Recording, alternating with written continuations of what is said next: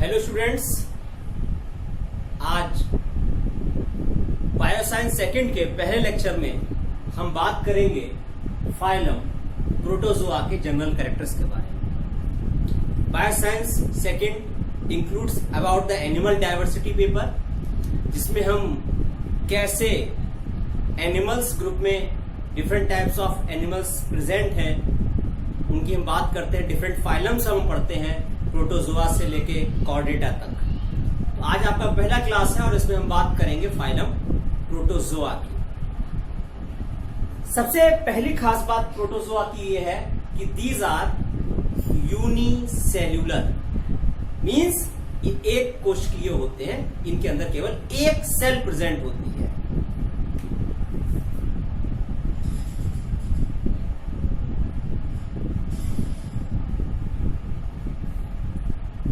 Unicellular, एक कोशिकीय। दूसरी, दीज आर यूकैरियोट, मींस इनके अंदर ट्रू न्यूक्लियस प्रेजेंट होता है।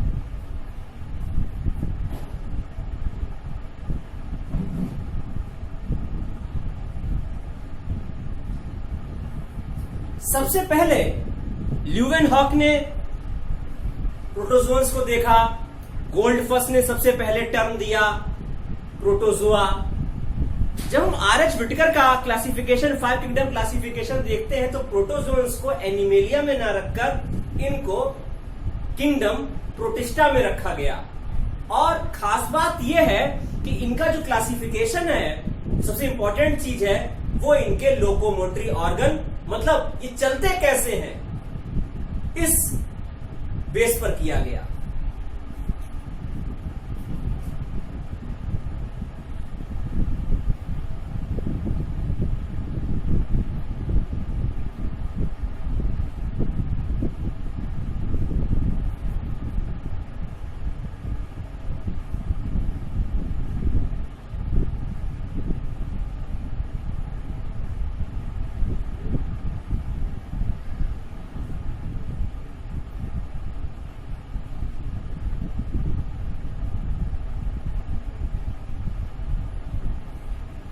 मीन्स इनके अंदर या तो स्यूडोपोडिया बनेंगे, मतलब झूठे पैर, अपने आप फिंगर लाइक प्रोजेक्शन बनते रहेंगे, बिगड़ते रहेंगे, बनते रहेंगे, बिगड़ते रहेंगे, या small projection here like present होंगे जिन्हें हम सीलिया कहते हैं, या एक लंबा सा फ्लैजिलम प्रेजेंट होगा।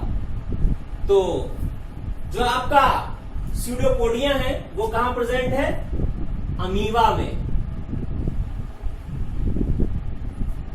सीलिया कहां प्रेजेंट है? पैरामीशियम में। फ्लैजिलम कहां प्रेजेंट है? यूग्लिना में और लेशमीनिया में। और या कोई भी लोकोमोटरी ऑर्गन नहीं होगा, मतलब अब्सेंट होगा, और ये होता है प्लाज्मोडियम में। प्लाज्मोडियम क्या है? Causative organism of malaria. Malaria इस प्रोटोजोन की वजह से होता है, प्लाज्मोडियम की वजह से।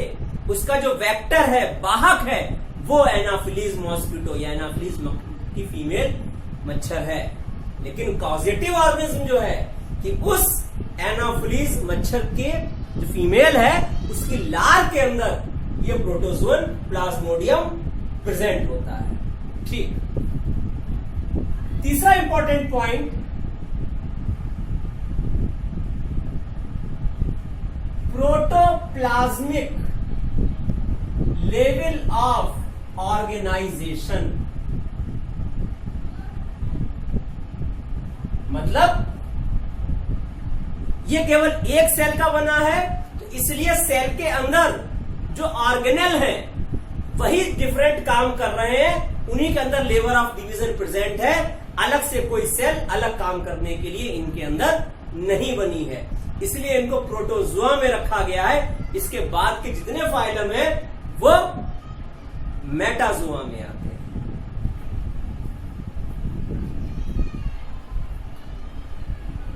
बॉडी की जो कवरिंग है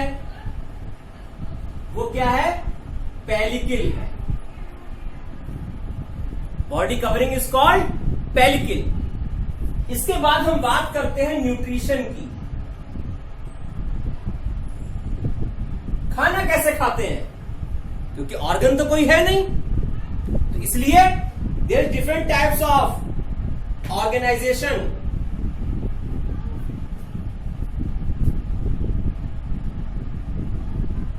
या तो holozoic means animal like,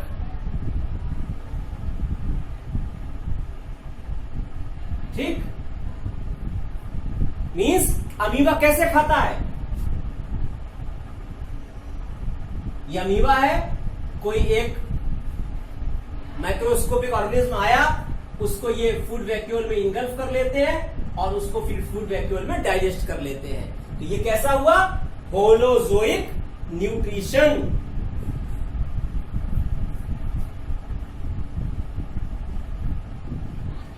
होलोफाइटिक plant like. दूसरा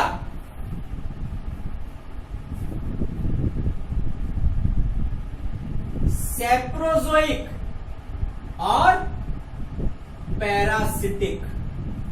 सेप्रोजोइक डेड एंड डिकेइंग मैटर पे जो ग्रो करते हैं, सड़े गए पदार्थ पर। पैरासिटिक जो किसी और लिविंग ऑर्गेनिज्म पर उनका बना हुआ खाना खाते हैं, होस्ट ऑर्गेनिज्म पे।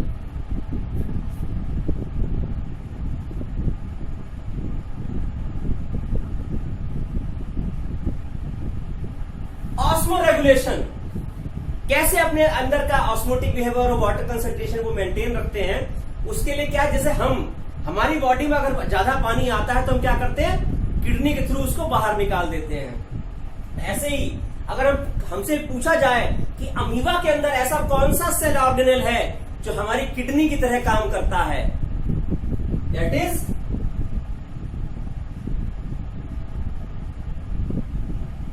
Contractile vacuoles. कैसे? अमीबा होगा,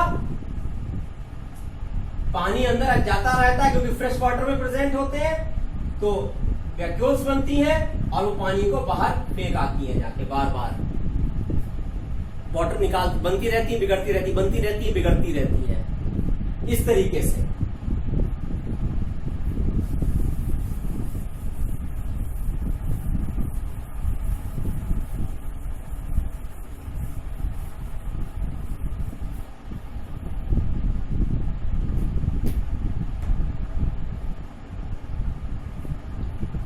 अगर इनके हम अंदर सिमेट्री देखें, जैसे हम अपनी बॉडी की बात करें, हमारे अंदर बाइलेटरल सिमेट्री है, केवल इस रेडियस से अगर हमें काटा जाए तो हम दो बराबर भागों में बट जाएंगे।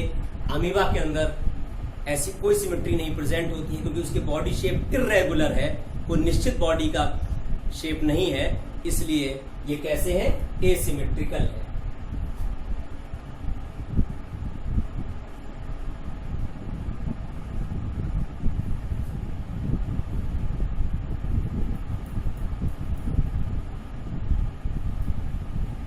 फिर अगर हम इनके अंदर देखें एसेक्सुअल रिप्रोडक्शन कैसे होता है, अलैंगिक जनन,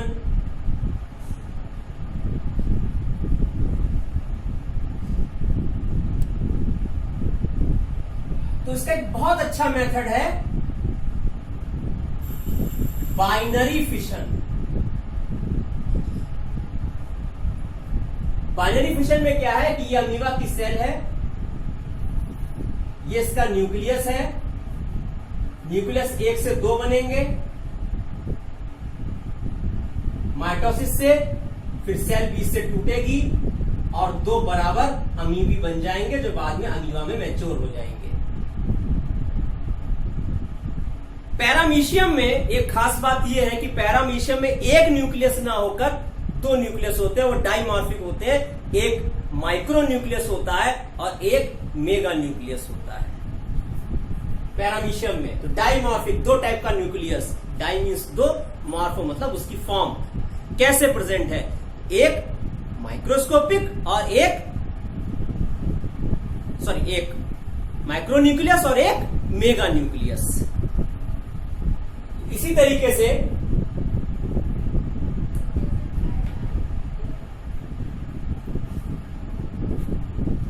इंसिस्टमेंट भी प्रेजेंट होता है। इंसिस्टमेंट का मतलब क्या है कि जब वाटर सूख जाएगा, नदी या तालाब जहां फ्रेश वाटर में ये प्रेजेंट है तालाब में, वो जिस दिन सूख जाएंगे तो वो अनफेवरेबल कंडीशन हो जाएगी। उस दिन क्या है, पानी खत्म, ये अपने चारों तरफ सिस्ट बना लेंगे, कठोर दीवार। और जब वाटर फिर आएगा फेवरेबल कंडीशन, तो ये फिर उस सिस्ट को तोड़ के बाहर निकलेंगे और फिर जिंदा हो जाएंगे। कॉन्जुगेशन मेथड है यूग्लिना के अंदर, दे आर डिफरेंट मेथड्स। और दूसरी खास बात यह है कि जो प्लाज्मोडियम है वो उसके अंदर होता है multiple fission.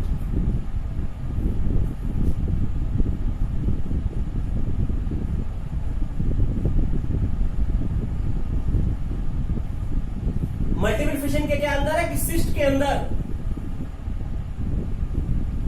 Thousands of sales बन जाती हैं।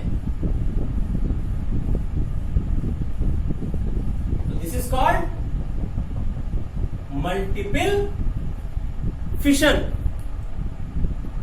एंडोमिक्सिस प्रेजेंट है कई जगह। तो इस तरीके से अगर हम देखें तो जब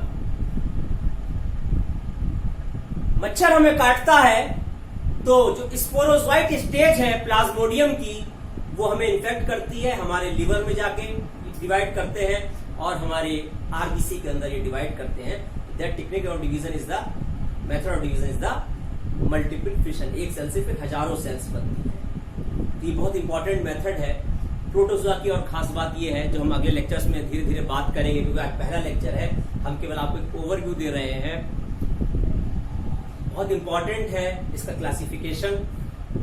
और दूसरी चीज बहुत इंपॉर्टेंट है protozoa and diseases. Different protozoan से हमें बहुत सारी डिजीज होती हैं, जैसे मलेरिया है, लेशमेनियासिस है, इसको हम ब्लैक फीवर या कालाजार भी कहते हैं, जियार्डियसिस है, अमीबिक डिसेंट्री है। तमाम ऐसी डिजीज हैं जिनका हम जिक्र अगले लेक्चर्स में करेंगे। अभी आपको केवल ये करना है, क्योंकि आज ये आपका पहला लेक्चर है बायोसाइंस सेकंड का, तो मैंने आपको पहले भी बताया है और हम सीधे आज आपको इसका इंस्ट्रक्शन भी दे सकते हैं कि आपके 6 पेपर हैं। ये सेकंड पेपर आपका है, सिलेबस आपको मिल चुका है बायोसाइंस सेकंड का। तो इस सिलेबस को आप कहीं नोट कर लीजिए पूरा। हम टॉपिक वाइज चलेंगे। अब ये लेक्चर हो गया, जो जितने भी लेक्चर आपके किसी भी सब्जेक्ट के लिए जाएंगे वो मिक्स लैंग्वेज में लिए जाएंगे, इंग्लिश और हिंदी में। लेकिन जो टर्मिनोलॉजी होती है वो हमेशा इंग्लिश में ही लिखी जाती है कि भाई आप बाइनरी फिशन को कुछ और मत लिखिए, वरना आपकी यूनिवर्सिटी लेवल में मार्किंग कम कर दी जाएगी। हाँ, बाकी आप हिंदी में बात लिख सकते हैं अपनी है, दोनों ऑप्शन आपके लिए मौजूद है। आप हिंदी में भी नोट्स बना सकते हैं, पेपर दे सकते हैं, आप इंग्लिश में भी दे सकते हैं, वो कोई मैटर नहीं है। लेकिन जब तक आपका टर्म सही नहीं होगा, जैसे आपसे पूछा गया क्या कि ऑस्मो रेगुलेशन कौन करता है, तो आपको हमें बताना होगा, या किडनी की तरह हमारा कौन सा ऑर्गेनेल अमीबा में होता है, तो आपको बताना पड़ेगा that is a contractile vacuole. तो अगर उसके अलावा कुछ आप लिखाएंगे तो नंबर नहीं मिलेंगे। बच्चा ये समझता है कि हमने हिंदी में लिया है इसलिए नंबर कम मिले, ऐसा कुछ नहीं है। भाषा का कोई बहुत बड़ा महत्व नहीं है। महत्व इस बात का है कि आपने जो टर्म यूज किया गया कि ये ए सेलुलर होते हैं, सॉरी यूनिसेलुलर होते हैं, इनके चारों तरफ पेलिकल होती है, लोकोमोशन का जो ऑर्गन है उसके बेसिस पे इनका क्लासिफिकेशन किया गया है। ये सारी बातें आपको, इसलिए आपको वीडियो लेक्चर इसलिए भेजे जा रहे हैं कि जिससे कि आप बाद में जिस दिन भी रिवीजन करना चाहें एग्जाम के टाइम भी, तो ये अपने लेक्चर सेव रखिए और ये आपको मिलते रहेंगे। और ये लेक्चर सीधे बाद में यूट्यूब पे भी एडिट कर दिए जा रहे हैं, जिससे आप यूट्यूब पे भी इन लेक्चर्स को बाद में सुन सकते हैं अगर आपकी मोबाइल की मेमोरी फुल हो गई हो। तो जो भी लेक्चर आपका अपलोड किया जाएगा वो वहां यूट्यूब पे भी आ जाएगा। अब इसी के साथ ही जब लेक्चर आपको मिलेगा तो आपको क्या होगा, 2 PDF फाइल मिलेंगी, एक उन बच्चों के लिए जो इंग्लिश मीडियम के पढ़े हुए हैं और एक वो बच्चे जो हिंदी मीडियम के हैं। तो अब आपको क्या करना है, बायोसाइंस सेकंड का एक रजिस्टर बनाना है। उसमें सबसे पहले आपको जो हम नोट्स भेजेंगे कि general characters of phylum protozoa, तो जो हिंदी वाले स्टूडेंट्स हैं वो अपने हिंदी में नोट्स बना ले, जो इंग्लिश में स्टूडेंट्स हैं वो अपने इंग्लिश में नोट्स बना ले उस PDF फाइल को देख के। तो आपका एक टॉपिक ये खत्म हो जाएगा कि general characters of phylum protozoa. उसके बाद हम इनके ऑर्गन्स की बात करेंगे, कौन कौन से इसके अंदर ऑर्गन्स प्रेजेंट है, उनके कॉमन नेम क्या होते हैं। मैंने आपको बताया क्लासिफिकेशन की हम बात करेंगे। धीरे धीरे आपको सारी चीजें मिलती रहेंगी। फिर धीरे धीरे हम लाइव सेशन में भी आएंगे, क्योंकि अभी एडमिशन भी चल रहे हैं। तो अभी आपको धीरे धीरे लेक्चर मिलेंगे, जिससे कि जो और नए बच्चे आ रहे हैं उनका कुछ छूटे ना। तो आप देखते हैं कि रोज नए बच्चे ऐड हो रहे हैं, तो ये ध्यान रखिए कि आपको क्या करना है, हर पेपर का एक रजिस्टर बनाना है और उसमें राइट डाउन करते हुए नोट्स लिखते चलने हैं। आप ये नहीं कि आपने मोबाइल में पीडीएफ सेव कर लिया हम तो पढ़ लेंगे, नहीं। जिस दिन भी ऑफलाइन कॉलेज खुलेगा यहाँ ऑनलाइन भी हम इस नोट्स को चेक करेंगे। हम लोग आपको असाइनमेंट भी देंगे कि इस तरीके से काम करना है, कि आप कितना पढ़ रहे हैं, टेस्ट भी होते हैं आगे, वो आगे की बात है। लेकिन अभी जितना पढ़ाया जा रहा है उसको आप राइट डाउन करते हुए चले, जो आपको पीडीएफ फाइल भेजी जाएगी उसको, और वीडियो लेक्चर को पूरा सुनने के बाद उस नोट्स को आप राइट डाउन कर लें। दोनों लैंग्वेज में आप कर सकते हैं। Thank you.